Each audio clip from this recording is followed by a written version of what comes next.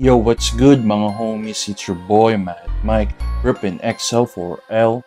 Today, pag-uusapan natin kung paano gamitin ang konsepto ng reverse engineering. Hindi lang sa streets, pero pati na rin sa tunay na buhay.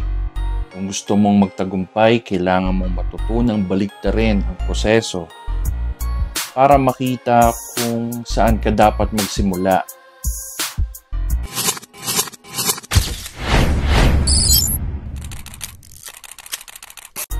Sa street life, minsan gusto mong maabot yung isang goal. Halimbawa, maging solid na OG o makilala bilang leader ng isang crew o ng set. Kung titignan mo lang yung dulo, parang ang layo, parang imposible. Pero kung gagamitin mo yung reverse engineering, babaliktarin mo. Kunwari, ano ba yung goal? Sino yung mga nauna at paano nila ginawa? Ano yung mga mali na kailangan iwasan? Ano yung mga maliliit na hakbang na pwede mong simulan ngayon?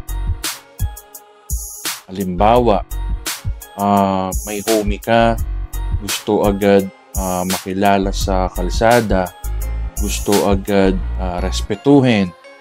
Pero kung puro yabang lang siya at init ng ulo, ang kababagsakan, wala. Diba? Pero kung binaligtad niya at inisip muna paano ba nagkamit ng respeto yung mga OGs dahil marunong sila makinig, magpakumbaba at tumulong sa iba, doon niya makikita yung tamang step bago niya makuha yung goal. Diba?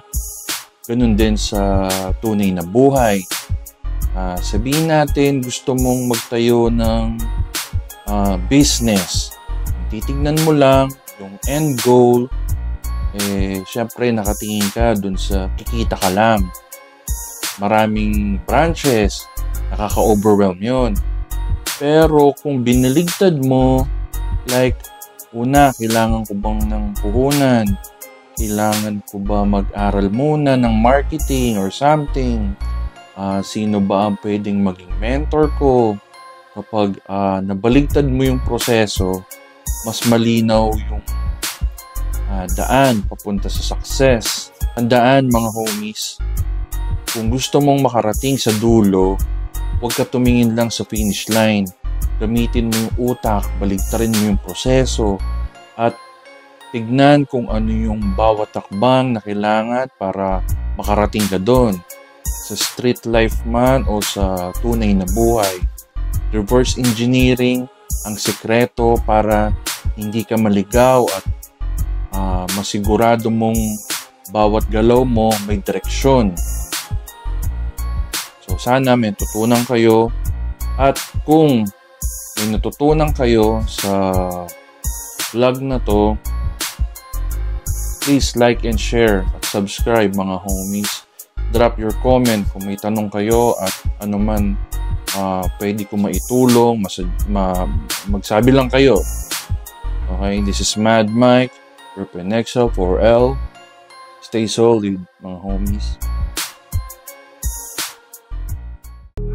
XL4L, yo, we move with pride. Let's ride. From LA blocks to them Angeles rides. Sing a label, it's a cool ride. Homies bless me, now it's worldwide.